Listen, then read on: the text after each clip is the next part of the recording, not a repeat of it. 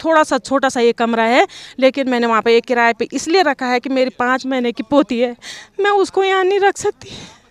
डर भी लग रहा होगा, फिर घर छोड़ भी नहीं सकते हैं। घर तो मैं छोड़ूंगी नहीं। ये मैंने 2 बच्चे हैं, मैंने शादी कर रखी है उनकी, मैं केवल उनका सामान शिफ्ट कर रही हूँ कि बेटा तुम ले जाओ, और मैंने अपनी जीवन की कमाई यहाँ लगा रखी है। मैं यहीं मरूंगी, यहीं जीऊंगी, मैं यहाँ से कहीं जाने वाली नहीं। यह कि सरकार जब तक मुझे एक झोपड़ी न दे दे, मैं कहाँ ले जाऊँ इतना। नमस्कार, मैं राजेश पोलखोल बहुगुणा इस समय सुबह की हल्की गुनगुनी धूप के साथ जोशीमठ से लाइव आप लोगों के लिए खबरें दे रहा हूं। और इस समय आप ये देखिएगा पूरा का पूरा ये जोशीमठ का वो इलाका है, क्योंकि मैं बहुत ऊंचाई पे हूं और इस समय पूरा जो इलाका है उस इलाके की तस्वीर आपको दिखा रहा हूं। थोड़ा कैमरामैन अगर मेरी थोड़ी साइड में आए, ऊपर से ये विजुअल दिखाएं जो नीचे लोग सामान ला रहे हैं। अभी भी आप देखिएगा ये सामान अभी भी लाने का सिलसिला जारी है। और ये नीचे खूबसूरत शहर जोशीमठ, और दूर तक अगर आप देखेंगे तो पहाड़ी पे बसा हुआ सुंदर दिख रहा है इस समय। ये सब खतरे की जद में है, क्योंकि यहाँ नीचे अगर आप देखेंगे तो यहाँ नीचे एनटीपीसी है, और इसलिए मैं ऊंची हाइट में आया हूँ ताकि आपको पूरा जोशीमठ के दर्शन करा सकूँ। ये सुंदर शहर पुराने इनके पूर्वजों का बसाया हुआ शहर। आज यहाँ के जो लोग हैं वो उनके आंखों में आंसू है। वो घर तो छोड़ रहे हैं, लेकिन छोड़ने का मन उनका नहीं है। तो आइए कुछ तस्वीरें आपको दिखाना चाहूँगा। ये सामान आप देख रहे होंगे, ये तो वो सामान है जिसे लेके लोग सड़क पे आ गए और यहाँ से आगे बढ़ेंगे, लेकिन घर इनके यहाँ छूट गए हैं। बहुत सुंदर मौसम यहाँ का है, सामने की पहाड़ी पर बर्फ़ पड़ी है, चारों तरफ बर्फ़ है, लेकिन ये कैसे अपने घरों को छोड़ रहे होंगे, ये बड़ा सवाल है। थोड़ा कैमरामैन को कहूँगा आगे आ जाएं। आप भी आपका सामान कहाँ है? ये ढोल रहे थे। ये है? हाँ, ढोल रहे थे। ढोल रहे? अच्छा, ले जाने वाले हो। जिनका सामान है वो कोई है यहाँ पे? अभी कोई नहीं है। चलो यहीं पे रख दो, थोड़ा इन पे ले लो। चालू ही है ना? ये बोरिया है, बिस्तर है, रजाई है, तकिया है, ये बेड है, ये सब हम लोग उपयोग करते यहाँ जोशीमठ में करते थे। लेकिन अब धीरे धीरे इन सामानों को यहाँ से उठाया जा रहा है, और कहाँ इन्हें लेके जाएंगे, कहाँ रहेंगे, वहाँ पे क्या स्थिति रहेगी वो भी आपको बताऊंगा, उनसे भी मिलाऊंगा। लेकिन फिलहाल ये सब सामान रोड पे है, और अब यहाँ पे एक अजीब सी बेचैनी है।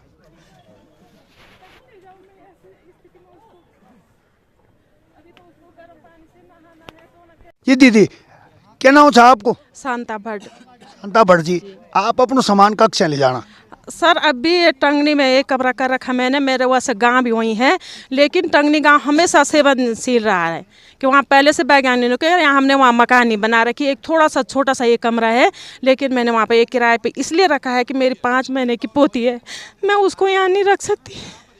डर भी लग रहा होगा, फिर घर छोड़ भी नहीं सकते हैं। घर तो मैं छोड़ूंगी नहीं। ये मैंने 2 बच्चे हैं, मैंने शादी कर रखी है उनकी, मैं केवल उनका सामान शिफ्ट कर रही हूँ कि बेटा तुम ले जाओ, और मैंने अपनी जीवन की कमाई यहाँ लगा रखी है। मैं यहीं मरूंगी, यहीं जीऊंगी, मैं यहाँ से कहीं जाने वाली नहीं। यह कि सरकार जब तक मुझे एक झोपड़ी न दे दे, मैं कहाँ ले जाऊँ इतना सामान। सरकार क्या कह रही है?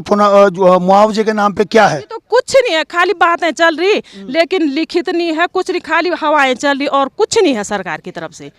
तो ये सामान छोड़ के फिर उसी घर में रहेंगे? फिर सामान मेरा वही है, ये तो मेरे बच्चों का सामान है। नहीं तो डर नहीं लगेगा? रात में बारिश हो गई, कुछ हो गया। वैसे तो उन्होंने दे रखा हमको कमरे, 2 कमरे दे रखे ये गुंजन गेस्ट हाउस में कि आप रात को यहाँ रहो, और गए हम कल रात से हम वहीं हैं। लेकिन छोटी पोती के साथ नहीं हो पा रहा मेरा, क्योंकि वो 5 महीने की पोती है मेरी, उस पर उसको दूध चाहिए बार बार गर्म करने के लिए। वहाँ तो कुछ साधन ही नहीं है, केवल ये है कि एक बेड में सो जाओ बस। लॉज में कौन आने देगा हमको सामान लेके। धन्यवाद। एक भूला है हमारे साथ, कहते हैं नर सेवा ही नारायण सेवा होती है, और नर सेवा नारायण सेवा का आज एग्जाम्पल भी हमें देखने को मिल रहा है इस आपदा में। जी भाई जी, क्या नाम था आपको? मेरा नाम मुकेश जी। मुकेश जी, निस्वार्थ सेवा छे करना? बिल्कुल। तो कितने परिवारों को सामान अभी आप बेड बिटिन मत लिए गए? आज तक 10 से 15 परिवार हो चुके हैं और अभी भी हम जितने भी जो भी आपदा पीड़ित परिवार हैं उनकी हेल्प करेंगे, आज ही नहीं आगे भी। और क्या कहते हैं उसको, सरकार अपने स्तर पे काम कर रही है, हम निचले स्तर पे काम करना चाहते हैं ताकि क्या कहते हैं किसी भी परिवार को दिक्कत ना हो। लेकिन दिक्कत तो है, आंख में आंसू भी हैं। कौन अपना घर छोड़ना चाह रहा है? आप ला तो रहे हो उनका सामान, लेकिन उनका मन जाने का नहीं है। कौन चाहेगा जिसने अपना बचपन देखा, पैदा वहीं हुए, उनके किसी की परिवार में मृत्यु हुई वो भी दुख भी देखा, किसी का बच्चा हुआ वो दुख भी देखा, शादी हुई वो भी देखा। अब इतने सारी यादें छोड़ के कोई जाएगा तो अंदर से मन तो कांपेगा। बिल्कुल।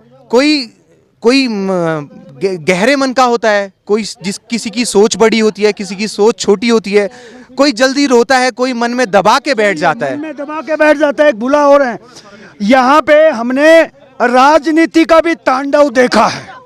आपदा में कुछ लोग अवसर भी ढूंढते नजर आते हैं और एक ये युवा हैं जो निस्वार्थ भाव से सेवा कर रहे हैं, ये राजनीति से ऊपर काम कर रहे हैं। गलत कह रहा हूँ? राजनीति भी यहाँ हो रही है। बिल्कुल, जैसा कि आप देख रहे हैं कुछ दिनों से राजनीतिक माहौल बना दिया गया है जोशीमठ में, और हमारे युवा साथी इस राजनीति से परे उठकर ये कार्य कर रहे हैं। निस्वार्थ भाव से काम करेंगे और करते रहेंगे, क्योंकि हम पहाड़ी हैं, पहाड़ी ना हार मानता है और ना मानेगा। एक ये मोटो है इस बद्रीनाथ से कि पहाड़ी कभी हार नहीं मानता है। चलिए, पहाड़ी कभी हार नहीं मानता है और धीरे धीरे ये ट्रकों का सिलसिला लगातार बढ़ रहा है और ये सामान इस तरह से उठा के यहाँ से पलायन किया जा रहा है। सरकार इनका पुनर्वास की अच्छी व्यवस्था करे, क्योंकि सर्दी बहुत ज़्यादा है, बर्फ भी पड़ने वाली है। चलिए बने रहें। इसका सामान ऊपर चढ़ा रहे आज जी। अपना सामान हम यहाँ किराए पे रहते थे और दीदी लोगों ने बोला कि क्या बोलते हमारे घर टूट गए हैं तो अपना सामान उठा लो। तो अब किराए पे रहेंगे? पता नहीं, अभी तो फिलहाल घर में रहेंगे। हमारे बच्चों का स्कूल बंद हो गया तो यहाँ रह के भी क्या फ़ायदा फिर। हाँ।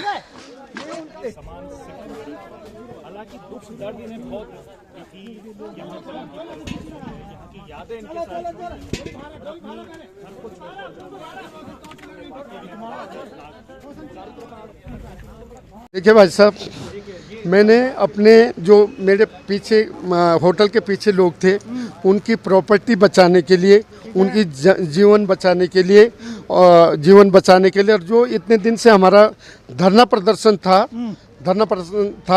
उसी परिप्रेक्ष्य से मैं ये मानता हूँ कि शायद हम लोगों ने दबाव बनाया और मुख्यमंत्री जी आए।